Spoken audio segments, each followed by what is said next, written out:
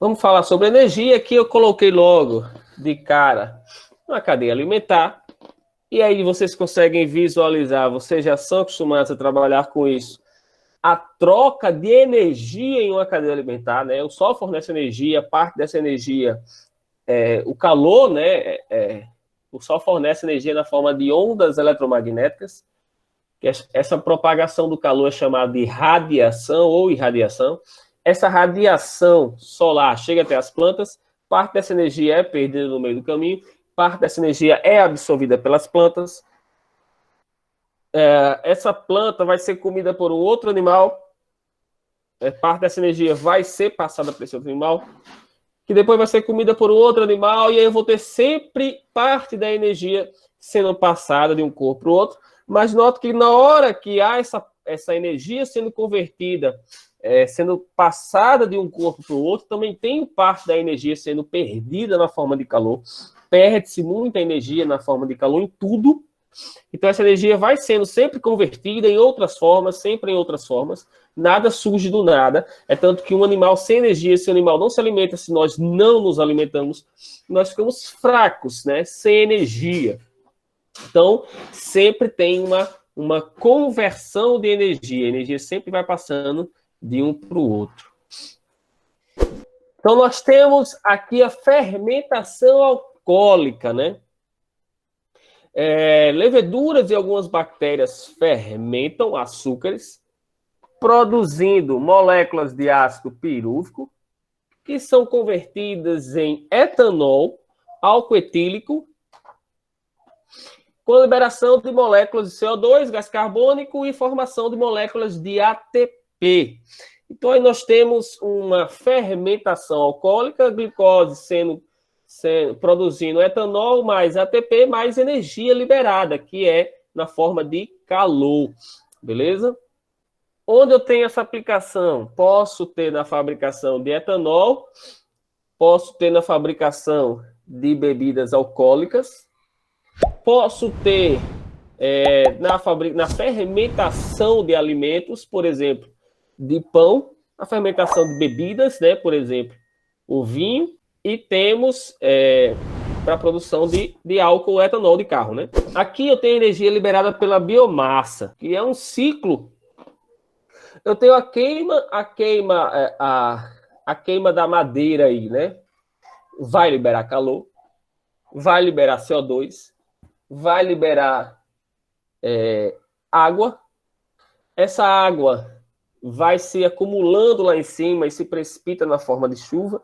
Esse CO2 vai ser absorvido pelas plantas para, junto com a luz solar, realizar a fotossíntese, liberar oxigênio, e aí você vem um ciclo da biomassa, né? Existem vários ciclos na biologia, né? Vocês estudam vários ciclos. Aqui eu tenho o ciclo da biomassa. Energia química da queima. Eu tenho na queima do metano, do gás metano. Essas queimas, né? Essas energias, elas são energias potenciais que estão potencialmente armazenadas ali e vão ser liberadas, tá? Então tem o gás metano sendo convertido em gás carbônico, liberação de água, 2 moléculas de água, e energia, né? Que ali no caso 55 quilojoules de energia por cada grama, né? Cada grama liberada aí possui 55 quilojoules de energia. Por sua vez, as plantas absorvem energia solar, vou falar sobre isso também. Vai haver liberação de energia nas reações químicas, vai haver armazenamento de energia pelas plantas, e aí você tem o famoso ATP, né? A adenosina trifosfato, que vai haver a produção de ADP mais esqueci agora, não sai mais não. Diabo de fosfato, mais 67 joules de energia por grama. Então, vocês começam a ver que todo o processo, não ria não, todo o processo tem liberação de energia. Então, toda essa energia, eu vou ter produção, vou ter reações químicas, mas no final toda reação química vai ter uma liberação de energia. Na respiração, né, a energia ela é transferida pela ATP, que é a responsável por transportar a energia, e ela é disponibilizada para diversas necessidades energéticas, né? E mais uma vez vocês veem aí a reação química no final com liberação de energia. Por que eu estou mostrando isso? Estou mostrando vocês que a energia ela sempre vai ser convertida em outras formas de energia, né? Aqui eu tenho a fotossíntese, que eu já apresentei anteriormente. Então, nada mais é do que reações químicas produzidas pela absorção da energia solar. Então, a plantinha absorve energia solar, absorve também CO2. Elas convertem essa energia solar em uma energia química que elas vão utilizar através desse processo. Então, eu tenho a luz absorvida pela clorofila, vou falar sobre ela também daqui a pouco, ela vai ser convertida em energia química. Então, eu tenho ali moléculas de gás carbônico, mais moléculas de água, mais a luz solar, que é a minha energia, né? Aí eu vou ter a clorofila, que é quem absorve essa luz solar, e ela é o meu catalisador da reação, ela é quem ativa essa reação aí. Né? Vai ser liberado em glicose mais água. A planta absorve, né, assim, essa glicose, essa energia, e água. Desculpa, água não, oxigênio. Então, esses pigmentos fotossintéticos, né, sensíveis à luz, né, fotossintéticos, sensíveis a essa energia luminosa. São os pigmentos que participam da fotossíntese. Eu tenho diversos pigmentos, incluindo a clorofila, que é o principal pigmento da fotossíntese. E eles são definidos como qualquer substância capaz de absorver luz, né? Fotossensível, sensível à luz, sensível à energia luminosa. E vale ressaltar que os comprimentos de onda, quando eu falo os comprimentos de onda da luz, eu falo da frequência da luz. E quando eu falo da frequência da luz, eu falo, por exemplo, das cores. Cada cor, ela tem a sua própria frequência. O vermelho tem uma frequência, o azul é uma frequência. É a frequência que mostra qual é a cor daquela onda ali, tá certo? Daquela luz ali. E aí, as diferentes cores, vamos dizer assim, tá? Essas diferentes frequências, elas não são usadas igualmente na fotossíntese. Eu tenho diferentes frequências que são absorvidas de formas diferentes por cada um dos pigmentos, e esses pigmentos absorvem mais determinadas cores, né? Não há um padrão. A cor mais absorvida é tal. Não, cada pigmento absorve mais uma das cores. E aqui eu tenho um gráfico que mostra isso, tá certo? Ó, a clorofila, né, que é a principal responsável por isso daí, né? Ela absorve, se vocês acompanharem aqui, ó, eu tenho a clorofila A, vou mostrar aqui, e a clorofila B. A clorofila A é o traço contínuo, e a clorofila B é o tracejado mais grosso, né? Mais comprido. Então, elas absorvem mais, ó, nessa faixa de frequência aqui, ó, que pega um pedaço do azul. O tracejado mais grosso também pega esse pedaço do azul aqui, ó. O azul, tá? Aqui já é violeta. Aqui vai ser o verde, ó. Se você descer no verde, eles não... Isso aqui é absorção. Isso foi uma questão do Enem também. Eles absorvem pouco a cor verde, absorvem muito a cor azul. Absorção. Quanto maior, mais absorção. Quanto menor, se não tem nada de absorção, é porque eles não absorvem aquela cor, eles só refletem. Se eles não absorvem, eles refletem aquela cor. Então, aqui eu justifico. A maioria das plantas são verdes. São verdes porque elas refletem a luz verde. Elas não absorvem a luz verde. Você só vê um objeto daquela cor se aquele objeto estiver refletindo aquela cor. Então, eu tenho aqui uma cor verde. É porque está vindo luz branca e está refletindo no branco. Ele é composto por todas as cores. Então, o restante das cores estão sendo absorvidas E a única cor que está sendo refletida para os meus olhos é a cor verde. Por isso que eu vejo esse objeto verde, certo? Vermelho, a mesma coisa. Então, no caso das plantinhas, a maior cor que ela não quer absorver, que ela não gosta, é o verde. E por isso ela reflete. Por isso que as folhinhas são verdes. Então, a clorofila, ela absorve mais na região do azul, do violeta, aquela região do violeta para o azul, e do vermelho. Ó. Se você ver aqui no vermelho, tem um pico também. Ó. A linha contínua e o tracejado mais comprido, né? Ó. Eles absorvem bastante no vermelho. Tá certo, galera? Aí quando chega de noite, os caras ficam botando ligado na lâmpadazinha lá um refletor de luz verde, né? Ah, malvado. Então, as plantinhas não curtem muito essa luz verde, não. Beleza, galera? Fotossíntese, tudo que vocês já conhecem. Fatores que afetam nessa fotossíntese. O comprimento de onda, ou seja, a frequência da onda, né? Como eu mostrei anteriormente, cada onda tem uma frequência e cada cor é representada por uma frequência e esses pigmentos absorvem frequências diferentes, né? Então, a velocidade da fotossíntese está relacionada com a quantidade de luz que ela está recebendo, tá bom? E essa quantidade de luz vai ser intensidade, se eu tenho muita luz ou se eu tenho pouca luz, e depende também da frequência, né? Do comprimento de onda.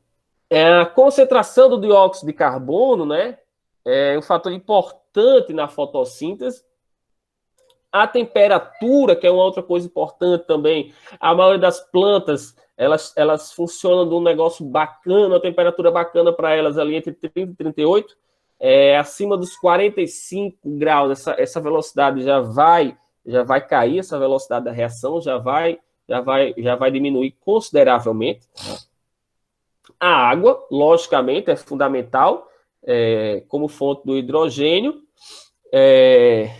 Em regiões de seca, claramente você vê as plantinhas sofrendo. E uma coisa muito legal que eu vejo nessa vegetação de locais secos, na vegetação da caatinga, que eu acho uma coisa fantástica.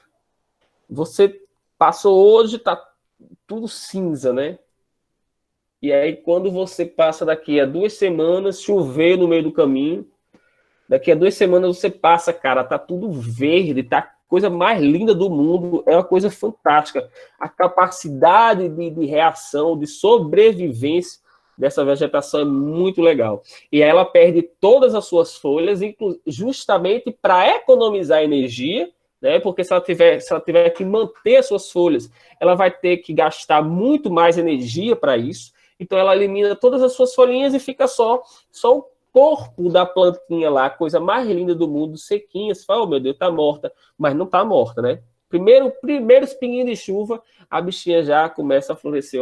Eu acho muito, muito fantástico isso. A fotossíntese, a importância da fotossíntese, né? É o principal processo de transformação de energia da biosfera. Ao alimentarmos dessas substâncias orgânicas produzidas graças à fotossíntese, entra na nossa constituição celular, enquanto outras, no caso, os nutrientes energéticos, fornecem a energia necessária para as nossas funções vitais.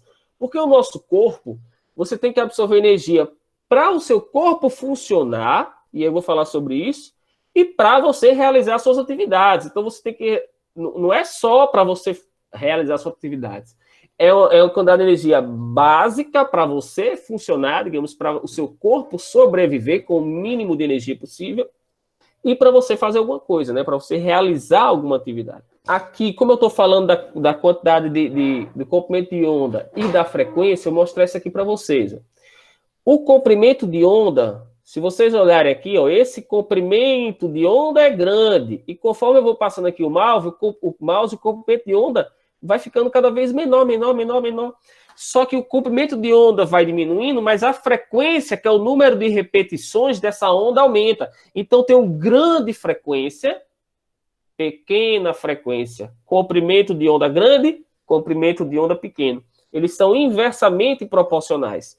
Onde o comprimento de onda é grande, a frequência é pequena. Onde a frequência é grande, o comprimento de onda é pequeno. Isso interfere em quê, professor? Por exemplo, nós utilizamos o sinal 4G, 4 GB, né? Esse sinal de 4G, nós vamos agora, estamos trabalhando, a tecnologia está avançando para o 5G, né? Que é 1000 vezes maior do que o 1000 vezes maior, não, desculpa.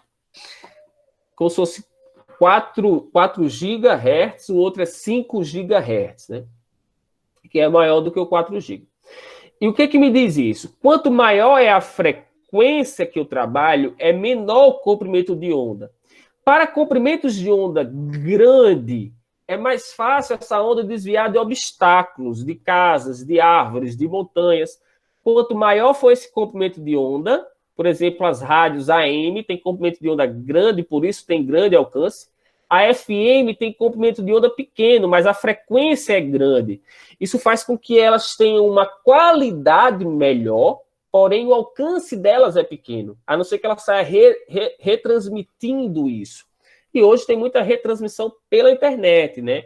Mas para você transmitir diretamente, você perde o sinal muito facilmente, porque são ondas curtas, porém ondas de sinal melhor. Aí o 5G é um sinal de melhor qualidade, a qualidade é muito melhor, porque tem muito mais energia, é uma frequência muito grande, porém o alcance é pequeno, porque o comprimento de onda é pequeno. E como o alcance é muito pequeno, o comprimento de onda é muito pequeno, ela também não consegue contornar facilmente grandes obstáculos. E aí eu limito a distância que eu aplico, que eu alcanço o meu 5G. É muito pequeno.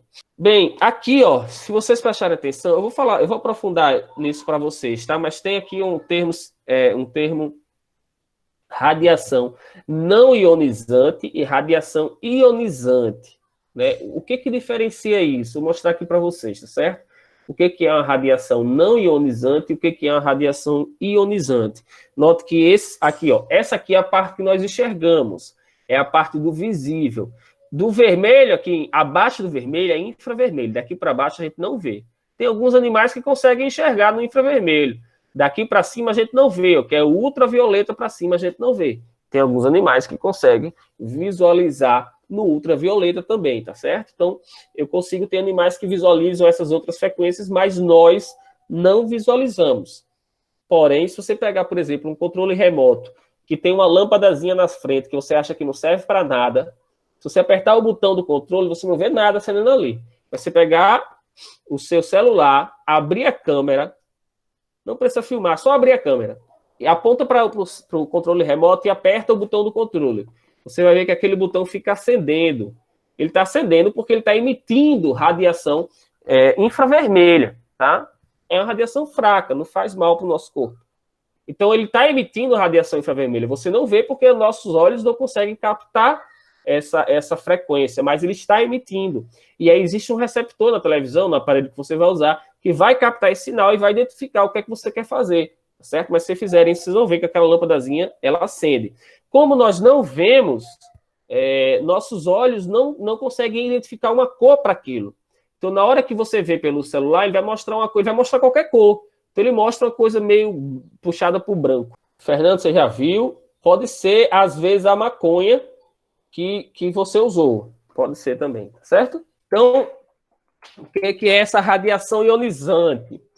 É uma radiação que possui energia suficiente para arrancar elétrons de um átomo. E aí eu tenho que o corpo vai ficar ionizado, vai ficar com íons, né, negativos ou positivos, nesse caso positivos, porque eu arranquei elétrons. Certo? Então, o que é radiação ionizante? É quando eu consigo arrancar esses elétrons que estão ligados.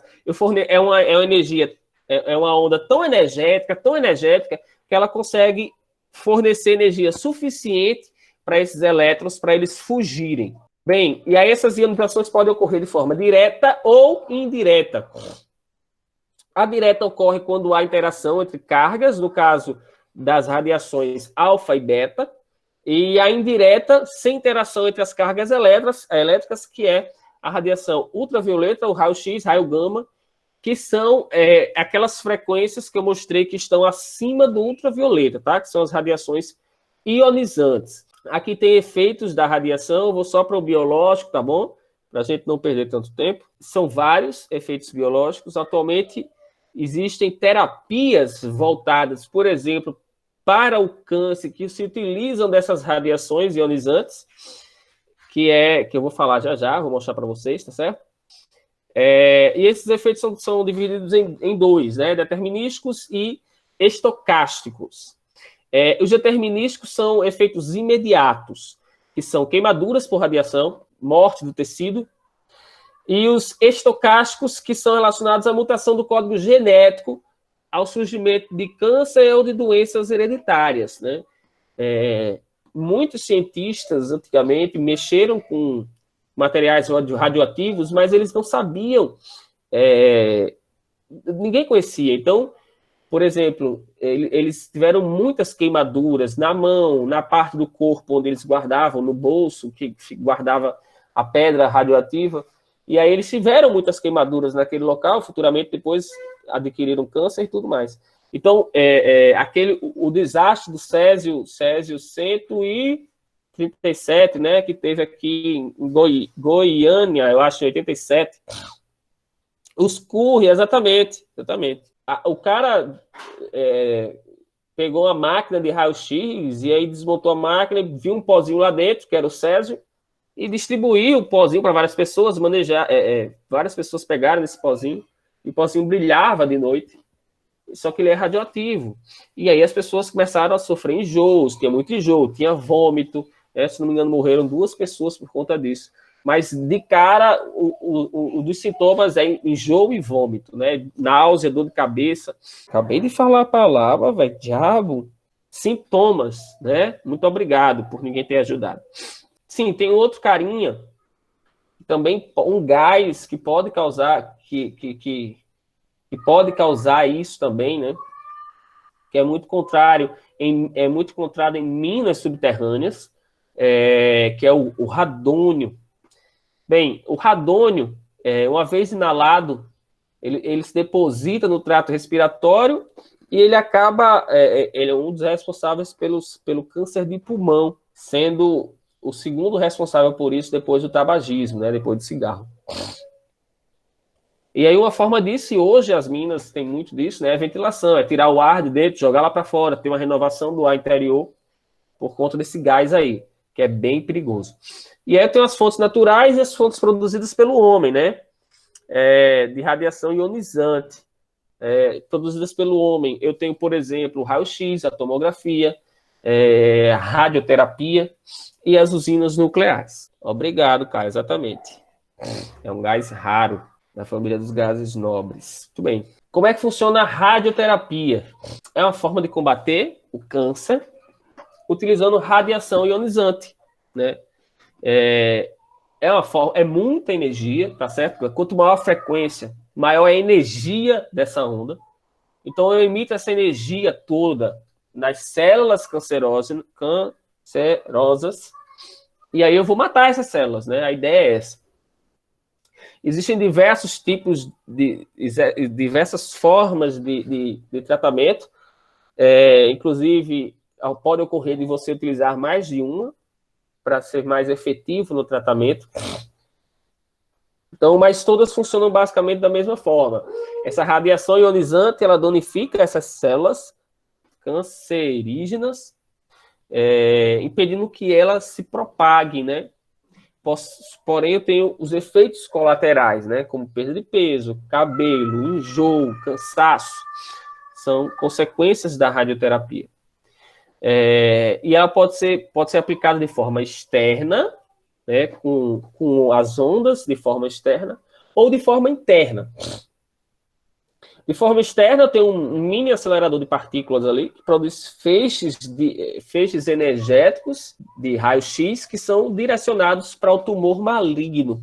E de forma interna, eu tenho a braquiterapia e a terapia com radioisótopos, que consiste, a primeira consiste no implante de fontes de radiação junto ao tumor, né? Ele vai emitindo radiação lentamente para matar aquele tumor ali, minimizando os efeitos de radiação em tecidos saudáveis, porque é uma coisa mais localizada. E a de radioisótopos consiste em cápsulas, na ingestão de cápsulas com soluções de iodo 131. Isso vão ser utilizados também para combater esse tumor, beleza? Tá aqui uma máquina de máquinas que são utilizadas para emitir radiação. O risco do câncer proveniente da exposição à radiação depende de algumas coisas, né? Por exemplo, depende da dose que você ficou exposto, depende da duração do tempo de exposição e da idade que você recebeu essa dose. Não sei se você sabe, mas hoje o espaço de Chernobyl, onde houve o desastre com a usina nuclear, ele é aberto à visitação, mas você tem que ir todo preparado, né, com a roupa própria para isso. Não sei para que as pessoas vão visitar lá, mas não é uma coisa muito agradável de se ver, né? Um desastre. E aí você utiliza, e tem locais onde a radiação ainda é muito forte, e você não pode chegar perto, né? Como próximo do local onde houve a explosão, não dá para você chegar ali muito perto. Mas em outros locais você consegue transitar pela cidade fantasma de Chernobyl. Quando tem um sistema isolado, a energia desse sistema sempre vai se conservar. Eu vou mostrar para vocês aqui um sistema que é aberto, então a energia ela acaba indo para o meio, tá? Para o meio ambiente. Mas em um ambiente fechado, eu tenho que essa energia sempre vai passar de um corpo para o outro, de um corpo para o outro, vai sempre haver uma troca de energia ali dentro. O ecossistema, que é um sistema aberto, eu vou ter perda dessa energia para o meio ambiente na forma de calor, tá certo?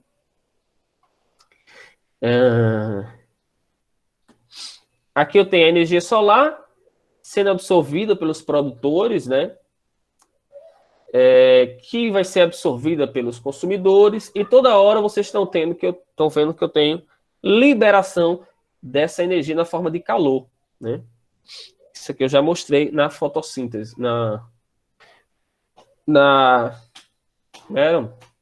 aquele negócio lá, que um come o outro, cadeia alimentar, tá? Bem, aqui eu tenho duas taxas, que é a taxa metabólica e a taxa metabólica basal. Basal, eu não sei se fala basal ou fala basal. Como a aula é minha, eu vou falar basal, tá certo? Eu acho mais legal de falar. Enfim, o que é a taxa metabólica? É um método, um cálculo matemático, que não é exato, tá certo? Que vai dizer a quantidade de energia, né, a quantidade de calorias que o corpo necessita em 24 horas para manter-se nutrido durante suas atividades. Eu coloquei um link de uma matéria super interessante lá no Google Sala de Aula. Depois deem uma lida, ele fala exatamente sobre essa questão da quantidade de calorias absorvidas necessárias para um corpo. Eu ia trazer aqui, só que ia ficar muito longa a minha aula. Depois vocês deem uma olhada lá, que é muito legal mesmo. Aquele negócio, vou comer uma Coca-Cola, vou tomar uma Coca-Cola Diet, porque uma Coca-Cola Light Diet, porque ela não engorda, né? Vá nessa, viu? Então, nós temos a taxa metabólica basal, que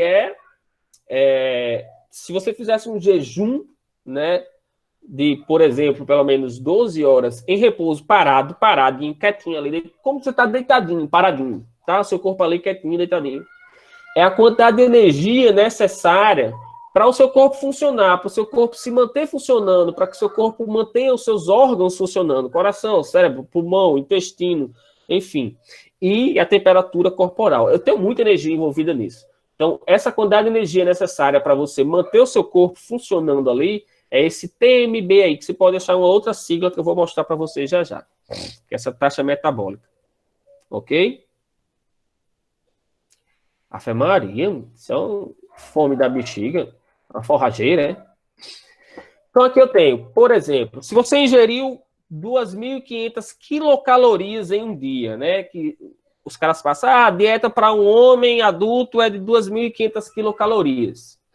E está em repouso, né? Quanto desse consumo se transformou em gordura? Aí ele dá uma observação aqui, ó. 1 grama de gordura equivale a 9 quilocalorias. 9 quilocalorias. Você sabe que o seu corpo vai absorver essa energia, vai funcionar, vai utilizar parte da energia para trabalhar e parte da energia vai ser absorvida e vai ser armazenada, né? É convertida em açúcar, tem todo aquele esquema, né, que vocês já estudaram, é convertido em açúcar e vai ser armazenado, né? E aí você tem várias dietas loucas que os caras fazem para poder, as meninas principalmente fazem, para poder baixar o peso. E não é aconselhável fazer isso, tá? E aí a quantidade de energia necessária para o seu corpo funcionar. O esqueleto e o coração necessitam de basicamente 25%. O esqueleto e coração, 25%. Cérebro, 19%. Quem tem? Quem não tem, não tem. Rins, 10%. Quem ainda tem, né? 27%. Fígado e baço. Ó, eu tenho isso aqui, ó. Se eu fizer essa continha aqui, beleza? Se eu fizer essa continha aqui, somando esses camaradas aqui, vai me dar 81%. 81%. Ou seja, 81% da minha energia absorvida, a energia absorvida está sendo utilizada para o meu corpo funcionar. Sobrou quanto? E aí tem calor, né, que o corpo emite, né? Que você está constantemente emitindo radiação do infravermelho, na forma de calor, né? Energia na forma de calor, a temperatura corporal. Então sobrou 19%, né? Que é 100% de tudo que eu consumo, sobrou 19%. Beleza? É o que sobrou para mim. 19%. O que ele está dizendo aí, digamos que esses 19% vão ser armazenados e convertidos em gordura. Tá bom? Esses 19%. Então aqui eu tenho 9 quilocalorias correspondem a 1 grama de gordura. Quantos gramas de gordura eu vou ter com 19% de 2.500 quilocalorias. 2.500 vezes 19%. 2.500 vezes 2.500 vezes 19%. Se eu cortar aqui 25 vezes 19, vou fazer aqui rapidamente de cabeça na minha calculadora, deu 475 quilocalorias. 475 quilocalorias. Isso aqui, ó, é o que vai ser convertido em gordura. Estão acompanhando? Oxe, ia falar uma coisa aqui.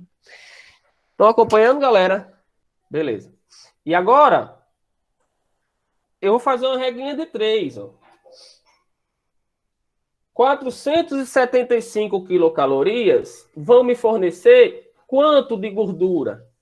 Sabendo que 9 quilocalorias correspondem a 1 grama de gordura. Vou fazer essa continha aqui, ó. Meio pelos extremos, bichão, 9 vezes x, 475 vezes 1. Eu vou apagar aqui, tá? Para poder dar continuidade, que o meu quadro é pequenininho. 475 vezes 1, 9 vezes x, né? Então, 9 vezes x, 9x. 475 vezes 1, 475. 9 está multiplicando, passa dividindo. X é igual a 475 dividido por 9. 475 dividido por 9 faz na minha calculadora, na minha cabeça aqui rapidamente, deu 52, mais ou menos 52,8 gramas. É o que vai ser, é o que eu vou ganhar de gordura. 52,8 gramas. Dúvidas? Beleza? Deu para entender, galera? Estou mostrando para vocês quanto aí foi convertido em gordura. E aqui, ó, ele mostra a quantidade de energia que o seu corpo, a quantidade de energia consumida por minuto, né? Quando você está dormindo, 1,2 quilocalorias por minuto, que isso é potência, tá certo? Sentado, paradinho, né? Andando devagar, dando rolê de bike, correndo de bike profissionalmente. Então, eu tenho quanto mais esforço físico eu faço, lógico, mais energia eu tenho que consumir. E aqui eu tenho consumo de oxigênio em litros por minuto, né? Você fica mais ofegante quando você está praticando atividade física, então você tem que consumir mais oxigênio. É por isso que quando os atletas vão para regiões de altitude, quando o Brasil vai jogar, por exemplo, em La Paz, na Bolívia, que é muito alto, tem pouco oxigênio. Quanto mais alto, menos oxigênio eu tenho. Então, você não consegue, você precisa de uma certa quantidade de oxigênio para funcionar, né, naquela prática de exercício. E aí, quando você tenta respirar, não tem aquela quantidade de oxigênio para entrar no seu corpo. Então, você começa a sentir tontura, começa a passar mal, tem gente que desmaia, e eles deixam um cilindro de oxigênio ao lado do campo, caso alguém queira dar uma cheirada lá no oxigênio. Rapidamente, aqui eu tenho a energia, né, dos seres vivos. Eu tenho aqui os alimentos ingeridos são convertidos em energia química, que são absorvidos pelo corpo, né? São utilizados para as reações de oxidação, né, no interior das células, produção de ATP e convertido em energia utilizável para o nosso corpo. E aí eu tenho aqui a energia de alguns constituintes de alimentos, né? O carboidrato, 22,2 vezes 10 a terceira joules por litro. Proteína, gordura, é a quantidade de energia que esses carinhas possuem, tá certo? Gordura, eu diria aqui que é o que tem mais energia por quilograma, né? É verdade, a pandemia tá... A galera sem praticar exercício, né? Assim? Então aqui eu tenho, ó, 95% dessa energia absorvida e utilizável, né? Ela é utilizada para funcionamento dos órgãos do corpo, que eu já mostrei anteriormente, que na minha continha deu 81%, né? Realização de trabalho externo, para você realizar suas tarefas diárias. E dessa energia absorvida pelo seu corpo para funcionar, parte é convertida em calor, que o seu corpo está constantemente perdendo calor, por isso que você fica suando e tudo mais. E outra parte em outras formas de energia, de funcionamento do seu corpo. Esse calor é utilizado para manter a temperatura corporal e parte dele é eliminado, né? Que você fica pertinho de outra pessoa, você sente o calor que essa pessoa está exalando ali na forma de radiação infravermelha. E outros 5% são armazenados na forma de gordura ou eliminado pelas fezes e urinas. Vou agilizar aqui, tá, galera? Aqui é o cálculo para ver aquela taxa de metabolismo basal. Sim, a outra sigla que eu disse a vocês é BMR, tá? E como é feito esse estudo, tá lá o cara deitadinho, quietinho na dele. Eu tenho a quantidade de oxigênio que ele vai consumir, eu tenho a quantidade de calor que ele está liberando. O cálculo é feito em cima disso daí, tá? Aqui tem uma pergunta simples. Por que ao contrário de automóvel, o ser vivo continua a liberar calor e a consumir oxigênio quando está parado? Porque você tem que manter os seus órgãos em funcionamento. E essa energia, ela tem que continuar entrando. Não é um carro que eu desligo e paro tudo, né? Para tudo, você morre, né, bebê? Aqui tem as máquinas, ó. Né? A galera consumindo uma certa quantidade de oxigênio. Aqui, só para falar de uma coisinha, para a gente finalizar, tá bom? De potência. Eu já falei para vocês o que é potência. Só que essa potência aqui, eu vou mostrar de uma outra forma. Potência é dada por energia sobre tempo. Aqui em uma hidrelétrica, por exemplo, eu tenho energia potencial gravitacional, que é mgh, sobre tempo. Só que eu tenho densidade de um corpo, é a massa sobre o volume. É o volume ocupado por determinada massa. Por exemplo, o algodão, ele é menos denso que o ferro. Então, 1 quilo de algodão é uma coisa gigantesca de algodão. E 1 quilo de ferro é uma coisa pequenininha. Então, porque a densidade do ferro é grande, as partículas estão mais próximas, a densidade do algodão é pequena, as partículas estão mais afastadas. Então, desta equação, eu tiro isso aqui, ó, que massa é densidade vezes volume. Se eu jogar isso aqui dentro desta equação, ela vira isto. Porém, eu vou substituir em uma outra coisinha, que é vazão. O que é vazão? É o volume de água, por exemplo, que passa por segundo na mangueira. Se você abre a mangueira toda, a vazão aumenta. Se você diminui na metade, a vazão diminui. As comportas de uma usina, de uma represa, elas são abertas quando eu tenho água demais. Então, eu tenho uma vazão muito grande de água. Se eu não tenho mais tanta água, eu fecho essas comportas ou eu vou diminuindo essa quantidade de água que sai, né? A vazão vai sendo controlada para mais ou para menos. E essa vazão é dada por volume sobre tempo. Volume de água que passa sobre tempo, tá certo? Peguei esse volume sobre tempo aqui, ó, e substituí por vazão. No lugar desse V sobre ΔT, eu botei vazão. O que é isso? Isso aqui é a equação da potência, sendo expressa em função da vazão e em função da pressão. Vazão e pressão. Tá bom? Nós vamos falar sobre isso em hidrodinâmica para o corpo humano ainda, tá bom? Aqui só para mostrar para vocês uma coisinha.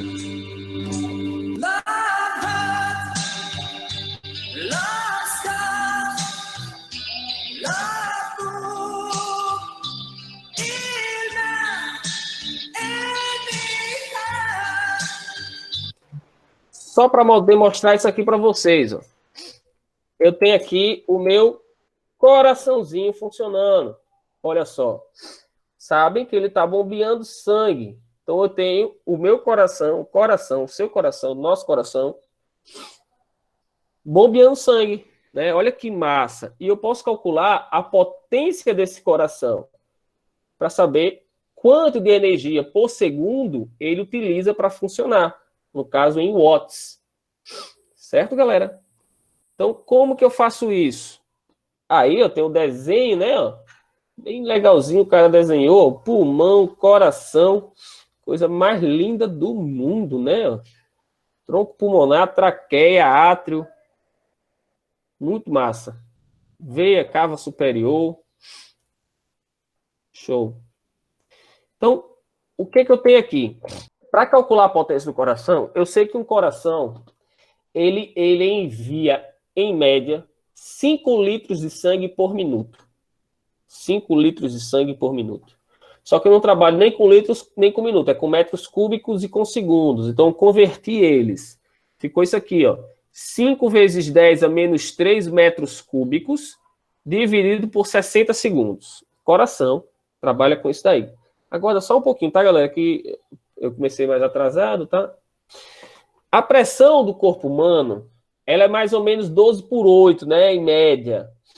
12,8 centímetros de mercúrio, que é o centímetro da coluna de mercúrio, que foi o primeiro instrumento utilizado para verificar a pressão. Depois eu vou falar isso para vocês em hidrostática. Mas é mais ou menos, em média, 12,8, que é 12 por 8, que a galera fala, né? Sim? Então, eu vou converter isso aí para Pascal, que é a unidade. A pressão atmosférica é 1 atm. Em Pascal, esse 1 atm vale 10 a quinta Pascal. Então, eu vou converter isso aqui para saber quanto vale em Pascal. Então, isso aqui vale 12, eu não dividi, eu deixei aqui em fração. 12 vezes, meio pelos extremos, 12 vezes 10 a quinta, dividido por 76. É a pressão. Tá certo? Bem, se eu pegar agora a equação da potência e jogar a vazão vezes a pressão, eu descubro que um coração ele possui uma potência de mais ou menos 1,3 watts. Ou seja, ele consome 1,3 joules de energia por segundo para funcionar. É um cálculo bacana para você ver a potência de um coração. E eu tenho um rendimento. O rendimento, eu já falei para vocês, né? Ou eficiência, é a quantidade de energia total que você recebe e a quantidade de energia que você efetivamente utiliza. E aí pode ser trabalho útil sobre total ou potência útil sobre potência total. Então, por exemplo, aqui, ó, se um cara recebe 3.000 quilocalorias e realiza e utiliza 2,5 vezes 10 a sexta joules, eu converto esse cara para joules ou esse cara para quilocalorias. De preferência, esse para joule. E faço uma continha. Se eu converter o de cima para joule, fica assim, ó, rapidamente. 3.000 vezes 4,186. Eu tenho 12.558, 12.558 mil joules de energia. 0,19, 0,20, ou seja, 20%. Isso significa que, de toda a energia que eu recebi, eu utilizei apenas 20% para realizar um trabalho útil. Isso mostra que meu corpo, de toda a energia que eu forneci para ele, dos 3.000 quilocalorias, ele utilizou apenas 20% para funcionar, né? Efetivamente, de energia útil. E aqui eu tenho, para andar de bicicleta, né, a eficiência em algumas atividades ou para algumas máquinas, né? Por exemplo, o motor a gasolina. Essa eficiência aqui está bem alta, tá? O motor a gasolina, ele chega de 20% a 30% de eficiência, né, de rendimento. De toda a energia absorvida, ele vai trabalhar apenas com em torno de 30%. O resto ele perde, né? Usina nuclear, usina carvão. Então, aí mostra o rendimento de algumas atividades e alguns motores. Bem, galera, hoje foi longo. Espero que vocês tenham gostado da aula de hoje. Foi longa, mas era o que eu tinha para falar hoje. Então, valeu, galera. Fiquem com Deus. E até a próxima semana.